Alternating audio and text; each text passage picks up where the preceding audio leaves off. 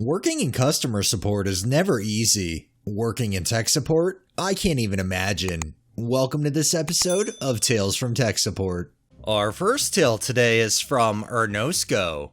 So I don't actually work in IT, I work in a library, but I thought the story might fit here. The location where I was working at the time had just installed new card scanners for the self-service machines. Now, these machines are very simple to use. You first press an icon on the screen to tell it whether you want to borrow or return books. Then, if you're borrowing books, you scan your card and then the books. And if you're returning books, you don't need to scan your card, just feed the machine your books. The old card scanners had been sort of integrated into the desks, while the new scanners were attached to the screens. Now, the company didn't feel the need to replace the desks, so they had just taped over the old scanners with white tape.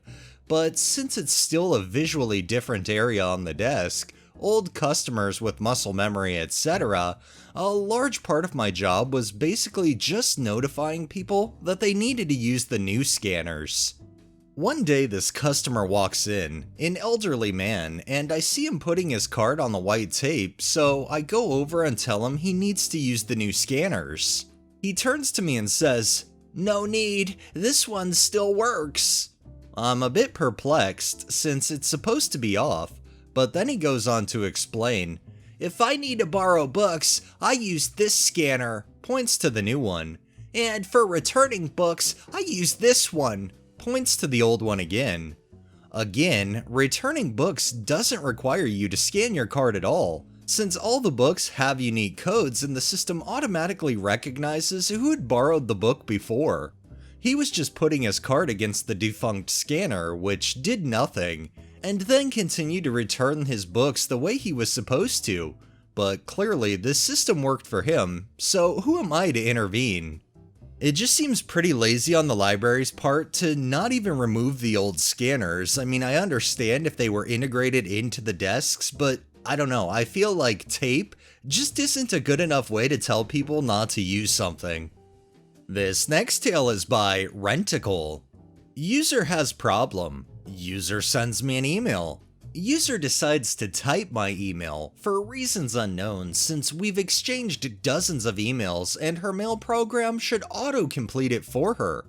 Regardless, this time she types it, and of course she types it wrong. I don't get any email. Weird, I see the email in the sent folder. Must be a problem on your end. I had my suspicions already, but then I see a meeting on my coworker's calendar and among the invites is my, very much misspelled, email address. At this point, user is constantly using the wrong address because her mail program auto-completes it to the most recently used. I let user know. "Now, I typed it right. This is a problem with your emails, so fix it." I do literally nothing because the less time wasted on her bullshit requests, the better it is for both me and the company. I figured if she ever needs something important, she'll figure out how to email me. Probably. Oh yeah, she'll probably figure out how to email you, again to the wrong email, and then blame you that it's your problem instead of her lack of paying attention. Talk about a clueless user. Our next tale is from Stumpa. Hello everyone, first time poster. I don't work in tech support in a traditional sense, but at a transportation company utilizing different software. In the case of this story, an electronic logging device, ELD platform.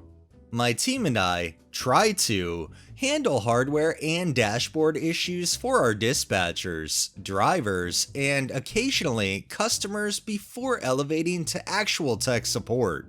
We had a particular issue with this one customer who wanted tracking data for regular shipments we handled for them, specifically to see its progress and real time to ensure the driver's route compliance. Our normal tracking hardware didn't fit the needs of our customer in this case, but luckily, our ELD provider had a battery-powered asset tracker that could be affixed to the pallet of product and send us real-time location pings at predetermined intervals. We could also give the customer their own dashboard access to see the historical data. Customer was thrilled with the concept and wanted to run some trials. No problem. We get the trackers, send them to the customer with clear instructions on how to affix them to the product, and wait for a shipment to come up. I offered to come to the customer site and show him the dashboard and explain it in person, but he assured me he could figure it out. After the first shipment comes and goes, I look at the ping data from the previous night and all seems in order. When the second shipment is on the way, however, I get this email at 9:30 p.m. after the load left our customer. Stumpa. Setting the map in advance for multiple day tracking isn't working. It works for runs that were completed in the past, but it won't allow me to expand the range to a future date. In order to make it work, I would have to wait until after midnight. I don't like this limitation. I read this a few times before I realized what his issue with the device was. So I replied, regarding the tracking data, you can't set the time in the future because the nature of the device is that it tracks real-time location. You can't select a future date because that activity hasn't happened yet. A few minutes later, I get a call from him. You told me this thing would tell me where my shipment is. Yes, sir. If the tracker is with your shipment, it will ping its location at whatever interval we set it to. But what if I want to see tomorrow or the next day? Well, those haven't happened yet. I can't tell you where your shipment is going to be, just where it's been.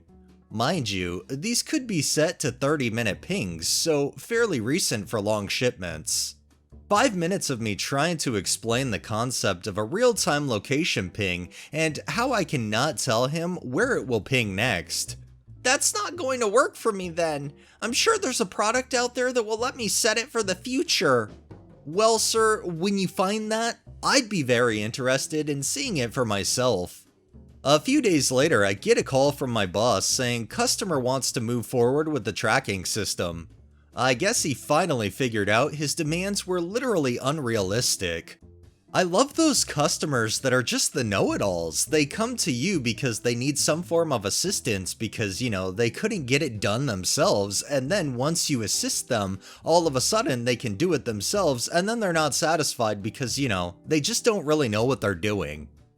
And our final one is by Savoir Faire. This was a long time ago, so details are kind of hazy, but I remember the general picture. I was Tier 1 support for a cybersecurity company that sold security software. Our software basically prevented people from going to bad websites, and a few other things. You would set it up on another server with your network and ensure that it listened to all of the HTTPS traffic. We also sold on-prem Linux boxes that you could proxy traffic through and did essentially the same thing.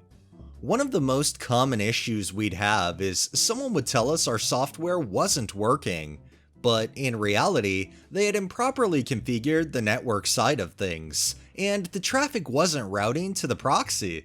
We usually confirm this with a packet capture or something, and as soon as we showed the network guys of whatever company we were talking to, they'd realize it was their problem.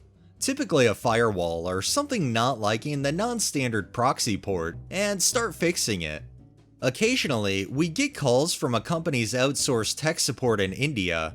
The outsourced guys always seemed like they were working with limited information and would often stubbornly stick to some sort of script so they could be hard to work with. They were also having to work at the middle of the night in their time zone, so I imagine some of them were very tired. One day I got such a call. "Hi, thanks for contacting Corp. My name is Savoir Faire. What sort of issue are you experiencing?" Your software isn't working. When I go to the bad website, it just comes up. Let me take a look. After a few pointed questions, I realized that this is the exact same issue that plagues so many of our customers. I remote in and confirm. "Sir, this packet capture shows that your server is never reaching our proxy server. The computer accessing the bad website is correctly configured to route to the proxy. You need to check with your network guys. Show them this packet capture and they'll be able to get to the bottom of this. Customer begins repeating original issue he told me about. Sir, I understand what you originally said, but what I'm seeing is that your traffic is never reaching our proxy. So if you take this to your network team, they can fix it. I understand that, but Begins rephrasing original issue in a different way. Sir, I assure that what I'm saying is correct. Look at this packet capture. You can clearly see the data is not reaching our proxy, and your company controls everything in between this computer and our server. We continued going back and forth for a bit, with the customer refusing to do anything, but insist it was our problem. He kept on saying his boss wants him to get this issue resolved. Finally, I'm starting to run out of patience. Listen, I don't know how else to say this. Is there someone I can speak to who is in charge? Can I please speak to your boss, the one who is putting you up to this? This catches the customer off guard a little bit, but then he seemed happy to not have to deal with this anymore. He puts me on hold to see if he can get his boss. Presumably, he has to dial someone back across the ocean. My coworker looks over at me. Did you just ask to speak to the customer's manager? A few minutes go by with me waiting, unsure what to expect. I was very confident in my reasoning, but sometimes bosses don't like getting dragged into trivial issues like this. Eventually, 3 guys get on the phone, all of them American, and present themselves as customers' bosses. They neutrally tell me that customer said I had requested them. No yelling and screaming, so that's good. I calmly explain to them exactly the situation, what's going on, and how the packet capture shows their traffic is never reaching our proxy server. There's a momentary confusion, but after a moment it clicks and they understand what I'm saying. They say they'll get their network guys to look into it. They thank me and tell me to close the ticket. Problem solved. Sometimes you just have to escalate up the chain to get the support you need. It cracks me up that they're calling you initially to give them support. You're trying to give this support, but the person, who's calling you initially, they're so thick-headed they don't want to hear your solutions or your options, so you have to escalate it to their boss. It does make you wonder though if they got talked to because they couldn't get their job done. Alright, that's enough tales for the day. Well, that wraps up this episode of Tales from Tech Support. If you liked the video, please drop a like, share my content on all of your social media, subscribe if you haven't already, and make sure to hit that bell so you're notified every time I upload, and drop a comment down below. It really helps with the algorithm and helps new people find my channel. Thanks for watching. Thanks to my patrons. Have a great day and stay safe out there.